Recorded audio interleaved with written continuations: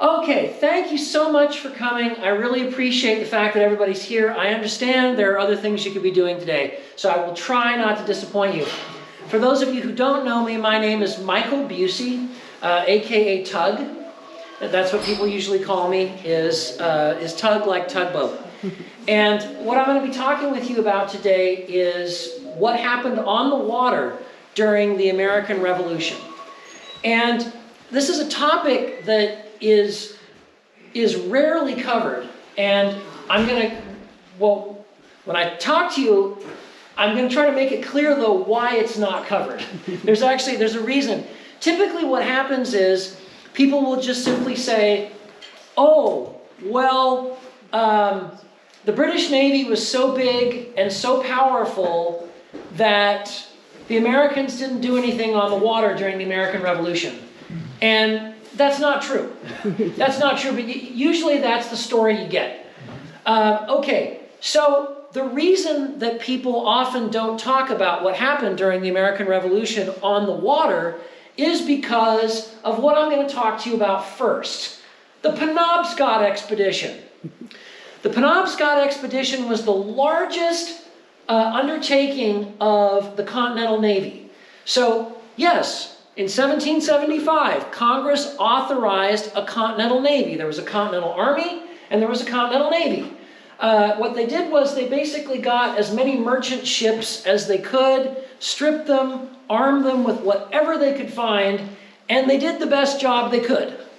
And yes, in the 1700s, the British Navy was the most powerful navy on Earth at that time, so it was a very challenging task. But again, one of the reasons that people rarely talk about what happened during the Revolution is because of the Penobscot Expedition. The largest task force that the Continental Navy undertook, or the largest expedition, whatever you want to call it, was the Penobscot Expedition. In 1779,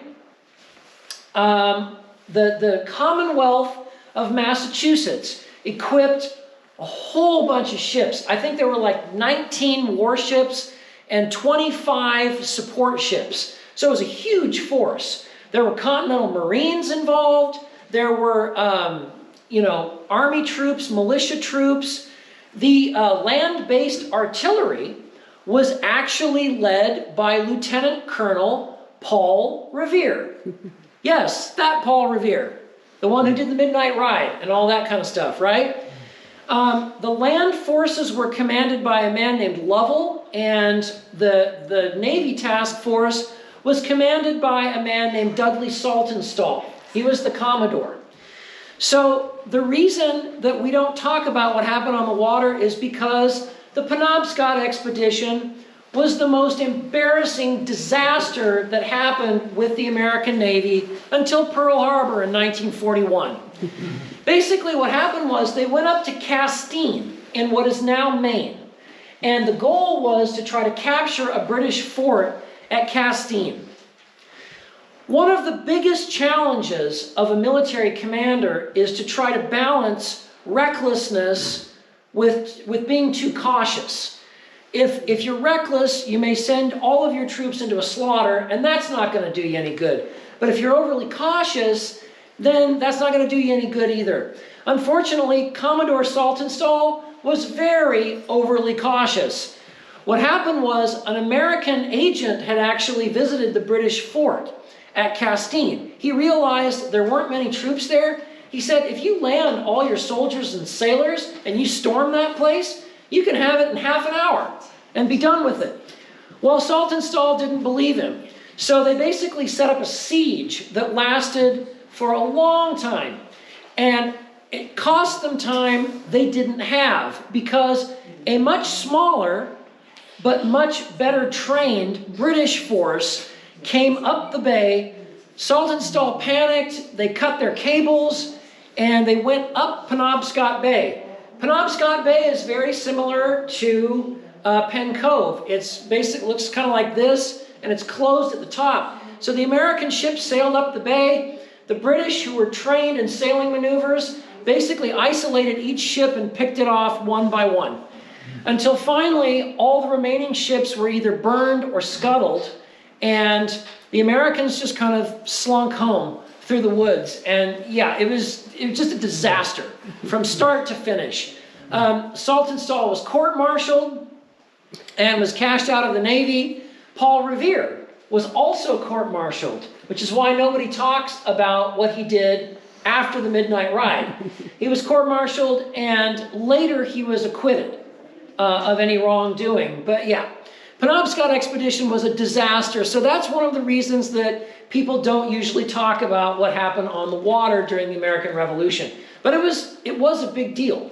It was a colossal American failure, but it was still a big deal. So the Continental Navy didn't do everything wrong. One of the most famous battles that took place during the American Revolution was the Bonhomme Richard versus the HMS Serapis. You may have heard of this. John Paul Jones was the commander of the Bonhomme Richard. During the 3-hour-long battle, he uttered his famous, does anyone know what he said?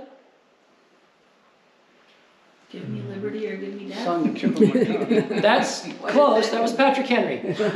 Okay, well, so what most people think is he shouted, "I have not yet begun to fight." Oh, yeah. But that's not actually what he said. I've actually been thinking about writing a book called The Greatest Quotes Never Said. Everything from Marie Antoinette's "Let Them Eat Cake," Admiral Yamamoto's, "I fear we've awakened a sleeping giant," like all these great quotes throughout history.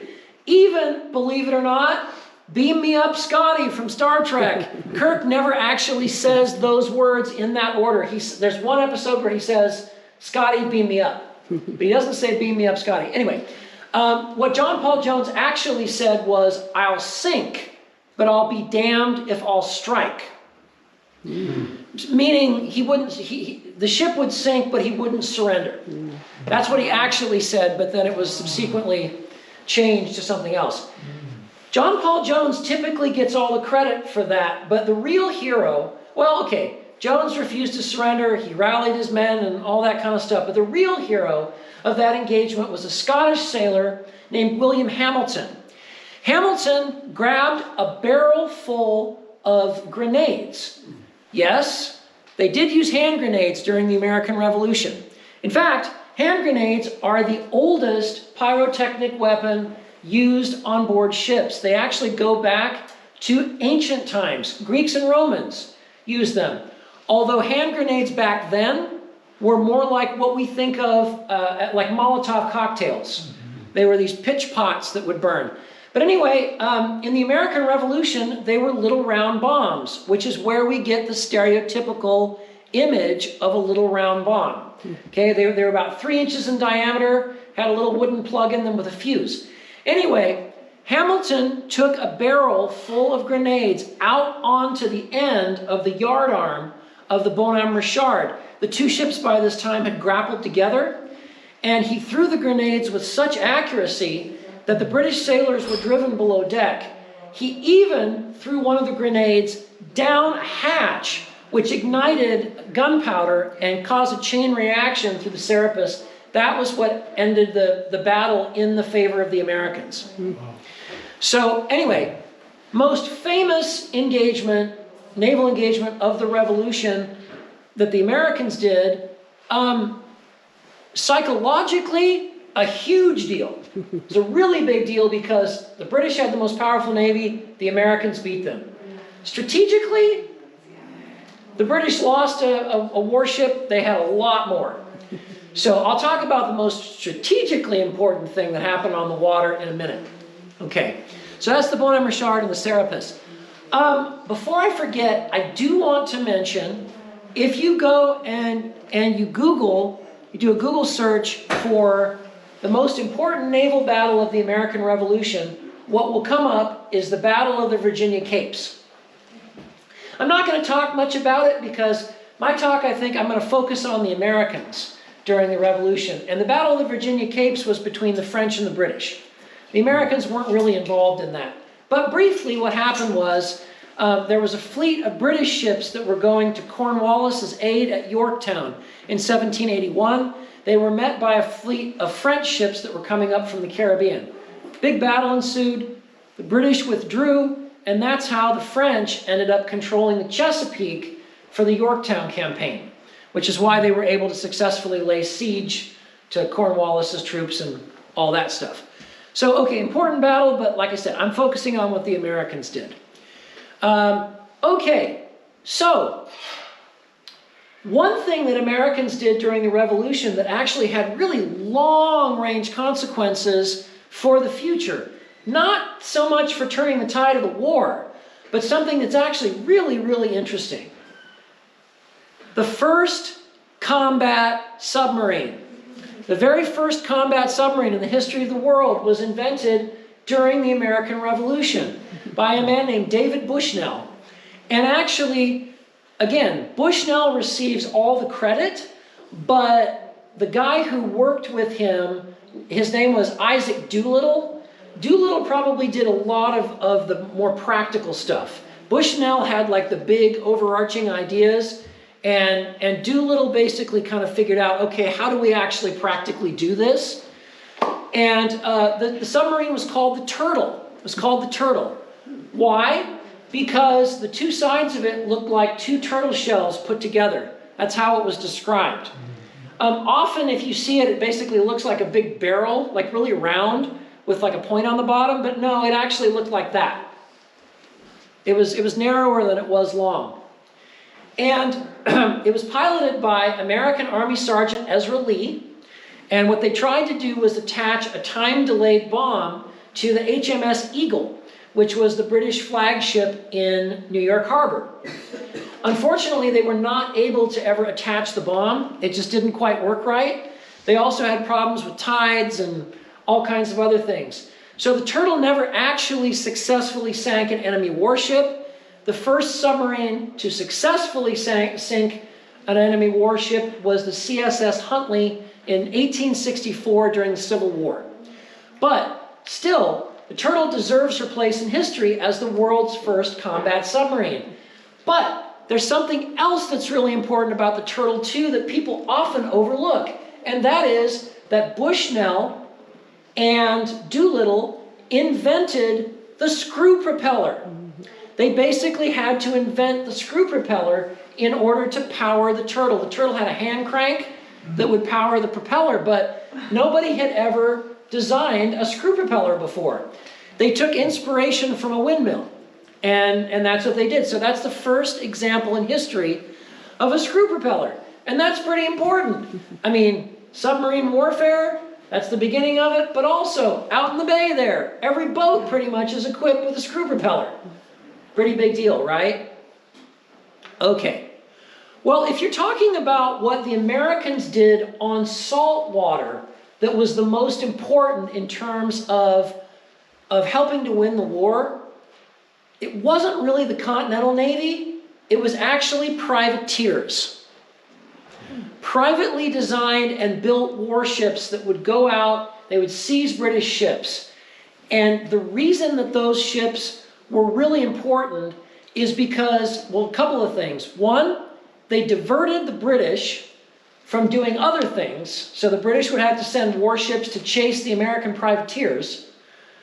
They also brought much needed supplies to the Americans. When they took the supplies, they would come back and sell them to people, and the British were blockading the colonies, so that was, they got supplies to the Americans, so that was good. And if they survived, they made a lot of money. So, you know, everybody won, right?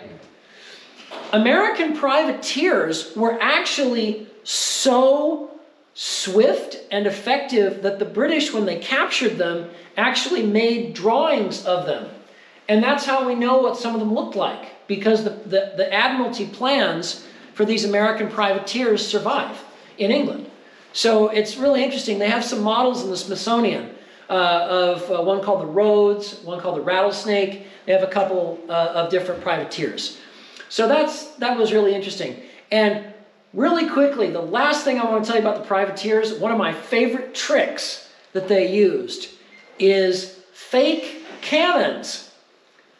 I kid you not. They were called Quaker guns. Quaker after the famous religious sect that's pacifists, right? Pacifist guns. Yeah, they basically took logs and they carved them, they drilled like a hole in them, and they painted them black. So they looked like real cannons. I'm not kidding. They actually did that a lot, because what would happen is you'd see this ship bristling with cannons, the other ship would surrender, and then they'd get on board and they'd realize most of the guns are made of wood. It was a popular ruse, but it worked. It worked. So Quaker guns. Okay. Now, strategically, in terms of the war, if you're talking about the American Revolution, the war itself, the most important thing by far that happened on the water, in terms of what the Americans did not happen on salt water at all.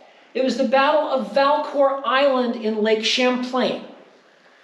So in 1776, a fleet of makeshift gunboats, they began building them on Lake Champlain. They actually had to get a whole bunch of shipwrights from the coast and bring them overland to Lake Champlain.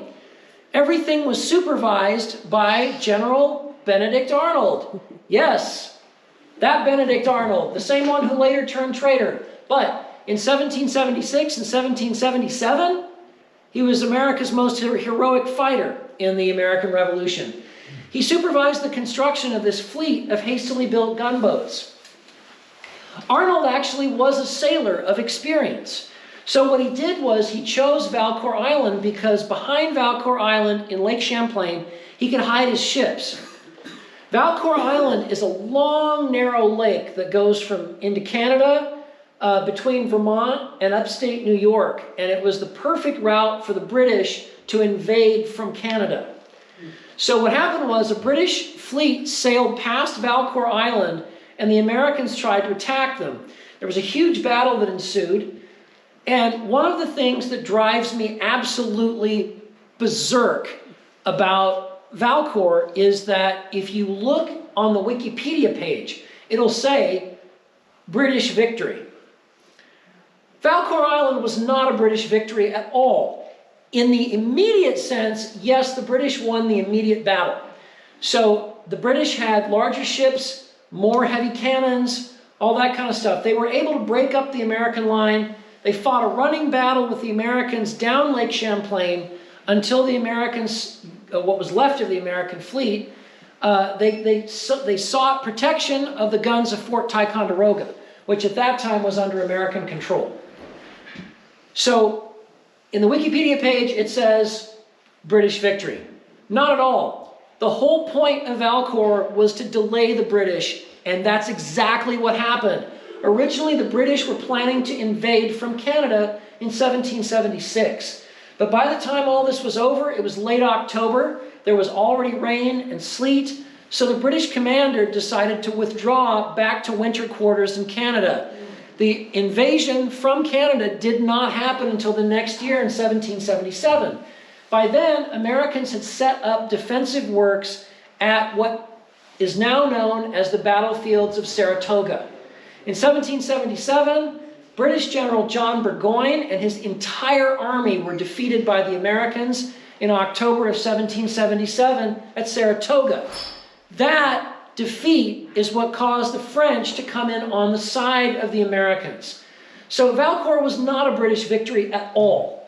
I mean, in the immediate sense, yes, but strategically, it absolutely was an American victory. And in terms of swaying the war, by far the most important thing that Americans did on the water. By the way, one of the warships involved, the Philadelphia, was hit by a cannonball and sunk in Lake Champlain.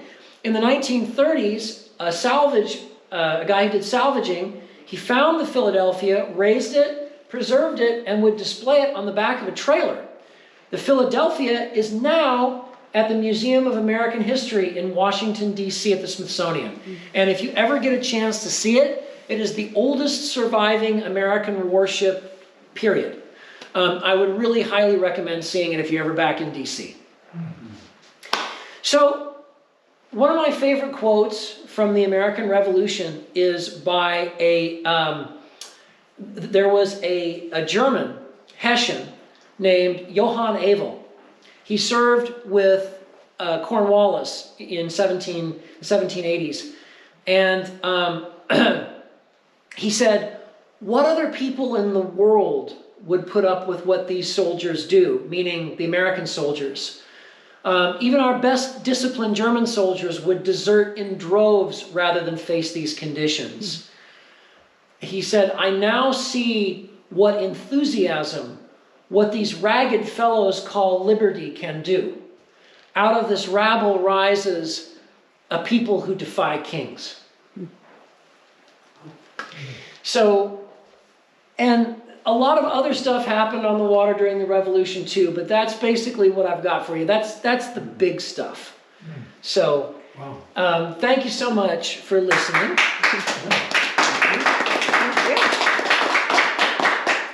And now for part 2 of the program, I actually have some antiques here that I would love to share with you that are from the American Revolution. Now, I want you to know when I talk about these in glowing terms, yes, I personally own them. No, I'm not trying to brag. Okay, so what happened was, when my grandfather died, he left me a little bit of money, and my mother said immediately, you need to invest that in retirement. You must invest it in retirement. Do that right away. Instead, I bought antiques. And I don't have any regrets, because who needs to be able to retire when they can have antiques from the American Revolution? Okay, so again, it was through sheer luck that I was able to find these and to afford them. So, like, I'm not trying to brag and say, oh, look how cool I am. But these are pretty special, and I'm really glad that I get to share them with you. The first one I'm actually wearing. This is an American-made Revolutionary War naval cutlass. This was made by a blacksmith, probably in the early days of the war, so probably in the mid-1770s. And by the way, after the talk's over, you can come up and see these closer if you want to get more of a picture. Now, at first glance, this sword appears to be, very, very primitive compared to like the guild-trained blade makers, who did these really fine, like golden swords and stuff like that. But this was actually made by somebody who knew how to make blades. This line on the back here is called a fuller, and that was a classic thing that they did with blades. And so whoever did this, even though it was made relatively hastily, actually did know how to make blades. One really interesting thing, I don't know if you can see it from back there, you can come up and look closer. There's actually a nick in the blade. And I thought at first that was a casting flaw. Like they didn't do a very good job of casting it, but my close friend, who is a blacksmith, took a look at it and he said, no, because the fuller should go farther up. So the sword was originally longer. And I said, well, why do you think there's that nick, and why do you think it was shortened? He said, battle damage. That's probably why. This was probably used in combat, and that's why there's that nick in the blade. There is barely, but there is a small handguard. It's not very big, but it's offset so that you can wear the sword, in a scabbard on a belt, and so it won't dig into your hip. But also so that it can be used as knuckles, like that, right? The grip is very simple. It's just a little bit of leather covering wood. But that is an authentic 1770s American blacksmith-made cutlass from the American Revolution. So, any idea who owned it before? Yes, the guy who I found it from had found it at an estate sale in Connecticut from a seafaring family. So that's where that comes from. So over here on the table, I have the others. Let me just carefully move the blanket here. And I'd like to emphasize, none of these objects are loaded. And I know that for certain because I personally cleaned them. So I know they're not loaded. So, let me tell all of you right now, dragons are real. I have two right here.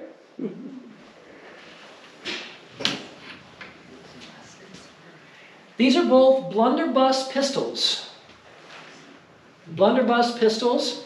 And again, you can come up and take a closer look after this is over, but just show you really quick. These are blunderbuss pistols.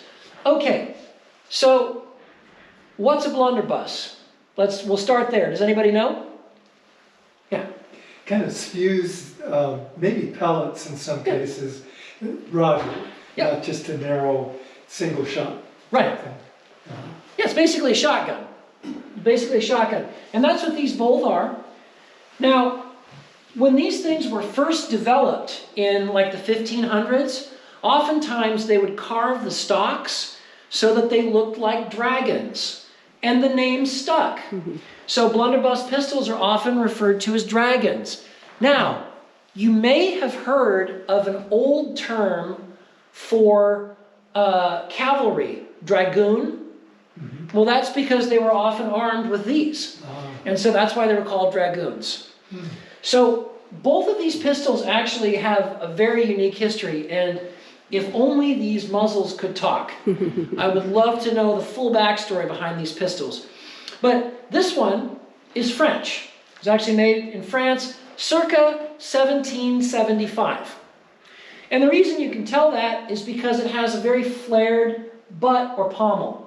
That was very indicative of the earlier guns. Later those got more round and simpler. Okay, but the idea is that's also a weapon. So after you discharge your weapon, you can use that as a club, right? Is the whole idea behind that. Now, both of these weapons have flintlock firing mechanisms. For those of you who don't know, a piece of rock called flint, which was famous for being able to make a spark when struck against steel, is put into jaws in the hammer. When the trigger is pulled, the hammer hits this L-shaped piece of metal called a frizzen. F-R-I-Z-Z-E-N, one of my favorite words in the English language. Creates a spark, which ignites a small amount of gunpowder in a pan, which burns through a hole and ignites the main charge in the gun. You actually load the gun from the muzzle, put the gunpowder and the bullets in there, and you draw the ramrod and you ram it down. That's how it's loaded. All guns at this time pretty much were flintlocks. That's basically how they worked. But this particular one is very interesting because usually blunderbusses had a trumpet-shaped, the end of the barrel, like this one, has a trumpet-shaped barrel. This one, if you look carefully, and like I said, these aren't loaded, I guarantee, but this one has a more oval-shaped muzzle. You see that? That's so that the shot would go out instead of up or down, where it would be more effective. And that is called, I kid you not, a duckbill. It's called a duckbill blunderbuss. That's what it's called. After the talk, if you come up and take a look at these, I really recommend you do, because you won't be able to see any of the really cool details on them from back there. Ahead of the trigger, there's what's called an acorn finial. What that means is it looks like an acorn. It was a symbol of strength. From an acorn grows a massive oak tree, right? So there's the acorn finial on there. This particular example also has a shell carved into the back of the stock, as well as silver wire inlay. It's absolutely gorgeous. This was probably made as a private sidearm for an officer, probably a privateer, if I had to guess. But the way it might have ended up in the United States was as a weapon that was given to the Americans during the Revolution. That is very possible. So most people, if they know Revolutionary War history, they know that the French were our key allies. But the French were not our only allies. Spain also helped the Americans during the Revolutionary War. This particular pistol is really interesting for a number of reasons. It's a Frankenstein pistol. No joke. The furniture, the metal furniture, the wood stock are from England. The lock is also from England, but the barrel is Spanish. So somebody put this Spanish barrel on the British gun. This finial right here was probably an oak leaf. at one point, but it's been sanded. Probably because the oak leaf was such a symbol of England. The Spanish person who ended up with this gun probably didn't want that, so they sanded it off, is my guess. On the back of the gun is an escutcheon. I think that's how you pronounce it. This little brass cap here that actually has a cross potent on it. It was a powerful symbol of Spanish colonial rule. You see these cross potents, it looks kind of like a plus sign with little feet on the end. Those were used a lot on Spanish colonial money. So like doubloons and stuff like that, you'll see a cross potent on the back there. It was probably put there for good luck and things like that. Now, the final thing I'd like to point out on this gun, but like I said, the decorations on the barrel and stuff, you really should come up and take a look at it. It's really something. And like I said, I'm not bragging. I got really lucky that I found this. But probably the most interesting feature that's not on the other gun is this thing right here. It's called a belt hook. Now, I don't know if all of you know this or not. I didn't before I started really doing research into this. But prior to the mid-1800s, very, very few people actually used holsters on their bodies. The only time that you used holsters was usually on horses. So like on a person's body, you'd almost never see a holster. Why not? Well, because these guns are actually very well balanced. Usually, if you stick them in your belt, you're fine. The reason that personal holsters became really popular in the mid-1800s was the introduction of the revolver. The revolver is not well balanced at all. It's very back heavy. So the butt and the cylinder are very heavy. The barrel is very light. You put that in your belt, it's going to come right out. So they started using personal holsters. But the belt hook is an extra insurance. That hook goes on the belt and it helps keep the pistol on there so that it won't fall off. And whoever had this pistol obviously really wanted to keep it because there's also a key-shaped hole in the belt hook that's for a lanyard, a string to tie it on so that you really don't lose the pistol, right? That was the idea behind it. So yes, again, please come and take a look at this after the talk. All right, the last one. This one right here, this little cannon here, is my pride and joy. And again, I'm not trying to brag, but this little cannon is the holy grail of nautical American Revolutionary War artifacts. And I just got lucky, but it really is amazing. Why? Because it's an American-made Revolutionary War artifact that is signed. Okay, during the American Revolution, the Americans who made weapons for the Patriots would almost never sign their work, like my cutlass. There's nothing on it about who made it. Why? Because the British considered it treason. If you were arming the Patriots, you were committing treason against the crown. If a weapon was captured that could be traced back to a specific manufacturer, they would be hanged for treason. So most American-made weapons during the Revolution, it's very hard to identify them as such because they're not marked or signed. This one is. On the bottom of it, there's a small oval-shaped stamp that has an H and an F. That stands for Hope Furnace of Scituate, Rhode Island. So they actually signed the cannon, which is very, very, very unusual. Now, a friend of mine actually took a look at this and was just like, oh, well, that's an interesting little replica cannon. So what is it, like 1/8 scale or something? Interesting? Oh yeah. Replica? No. This cannon is 251 years old. It was cast in 1775 in Scituate. And the reason I know that is stamped on the side is a 5 and probably a 7. It's hard to make out because it's so faded by now, but it's definitely a very early gun. There's only one other surviving example of a cannon that was made by Hope Furnace in Scituate, and that's out in front of their library in Scituate, Rhode Island. If you look at the cannon that they have, that's a later one. And the reason you can tell is because the sides of the gun barrel are smooth. What you have to understand is that the furnace at Scituate, they didn't start out making cannons. They started out making like kettles and pots and stuff like that. So for the revolution, they had to start making cannons. They didn't really know how. They had to improvise. If you look carefully, you can see the casting lines on this cannon.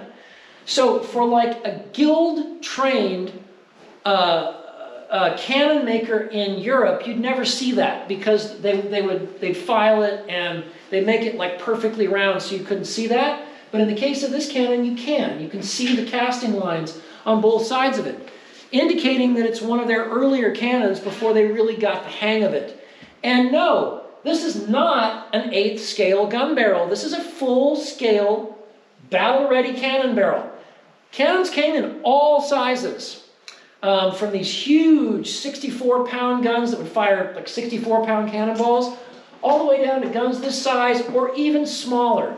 The smallest full-size cannon that I've ever seen is 13 inches long. This one is 15.5 inches. This one weighs about 20 pounds. So do you remember what I told you earlier about the Battle of Valcour? Well, the Americans didn't have many heavy cannons because they had to get them to Lake Champlain. That was really difficult. But what they did have a lot of were light little cannons like this, swivel guns. That's what they were called. So Valcour is an example of swivel guns really influencing history. And this little cannon may well have served at Valcour. Because of the fact it's so small and light, it could have been put into a wagon and carried over the mountains to Lake Champlain. So it's actually possible that this cannon was present at the Battle of Valcour.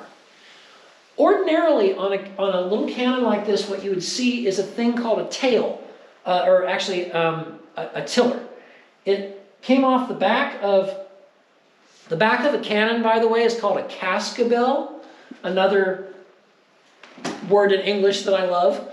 And there was a little tiller that came off the back so that you could aim it. This little thing on the back is called, and I'm not kidding, a cascabel button. That's what it's called. And the tiller would often attach to that. In the case of my cannon, I don't think there ever was a tiller. It's so small that I think they just aimed at using the cascabel button. There's no signs of wear from a tiller that would have been there. And when you had a tiller, usually the neck of the cascabel button was more cylindrical. It's like a cylinder. And on this one, it's not. It's just like a V. So there's really no place to attach a tiller. One last thing in terms of the detail. If you look at the top of this, you can see there are these little raised areas around the vent hole. That's where you would pour the gunpowder to touch off the charge. Now, that's to pour gunpowder in there so that you can ignite the charge. A little bit later, after the American Revolution, they would use a little tube of gunpowder. So that tells you that this is definitely early. This is pre-1790, right? But anyway, so those are my artifacts. I'll put the cutlass on the table too so people can see it. If you'd like to come up and take a look at these closer, please do. But otherwise, thank you so much for coming and hearing what I had to say. Thank you.